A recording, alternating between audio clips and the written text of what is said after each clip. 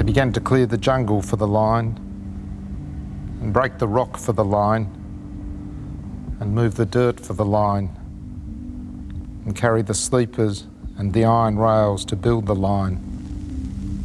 As naked slaves, they were starved and beaten and worked beyond exhaustion on the line. And as naked slaves, they began to die for the line. Richard Flanagan, many, many congratulations. The first Tasmanian, third time that Australians won it. Was this a book you felt compelled to write? Because your father was in the death railway, and in fact, the day you handed the manuscript, he died. It must have been very emotional for you.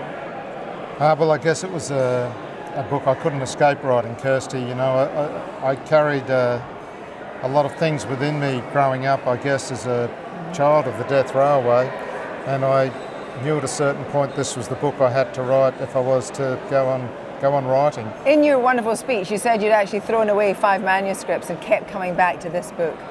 Yeah, I did, because none of them worked. I spent 12 years on it. I wrote other novels in between to keep going, but I realised at a certain point that my father was growing old and frail, and for no logical reason, it mattered to me to finish the book before he died. The title of the book, of course, has already been used. It is the title of a poem by a Japanese poet. Tell me the connection. The Narrow Road to the Deep North is one of the most celebrated books in Japanese literature, written by the great haiku poet Basho in the 17th century. If that's one of the high points of Japanese culture, my father's experience and that of his mates on the death railway, where more people died than there are words in my book, more people died than at Hiroshima, that's one of its low points. And I wanted to use the forms of Japanese literature to try and understand this terrible thing. The book is completely unflinching in the cruelty that was meted out to your father and other men like him, many of whom didn't survive. But in the course of writing this book, you went to Japan and you came upon, by chance, one of his torturers. What was that encounter like? He wasn't one of his personal torturers, but he was one of the guards in his camp, who was the Ivan the Terrible of my father's camp. He was sentenced to death for war crimes at the end of the war, had that sentence commuted to life imprisonment, and then was released in a general amnesty in '56. It was a strange meeting, and after about an hour and a half, he was a gentle and gracious old man, but he asked me, I asked him, I should say, if he would slap me, because slapping was the immediate form of punishment in the prisoner of war camps. Why I asked him that, I don't know. But on the third slap, the whole building began to shake and roll around. And what had happened was that a 7.3 Richter scale earthquake hit Tokyo. I thought I was going mad, but it's a very strange thing. Coming to you as a human being and as a writer, you are a committed environmentalist and always have been, and very publicly so. And I wonder what you feel now about the government of Mr. Abbott, Tony Abbott, talking about the fact that he thinks that coal is good for humanity. What do you make of that?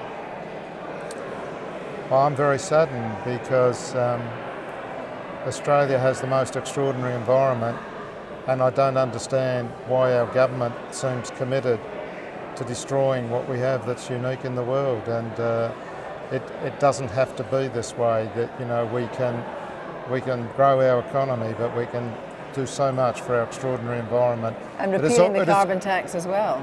There are so many things. To be frank, I'm ashamed to be Australian when you bring this up. But more locally in Tasmania, there has been a peace accord between the loggers and the activists, which is now broken apart. I mean, are you concerned what might happen in Tasmania? It might be some kind of a new environmental war. I'm concerned that when I genuinely believe the people of Australia want to see these beautiful places, these sacred places preserved, that the politics of the day is so foolishly going ahead and seeking to destroy them when there's not even an economic base to it, when there is no market for the wood chips that would result from the destruction of these forests. So I think it's unnecessary, and I think it's just politics that's being used to divide people who could otherwise be brought together on all that is best and most extraordinary in our country.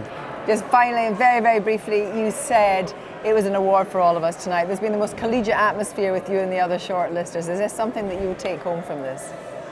Well, I said tonight that I hope this 2014 Man Booker Prize isn't remembered for my book alone, but for what was a formidable shortlist of great talent, and that for me the greatest honour was simply being a writer amongst those writers over this last week and a half when we've travelled around together.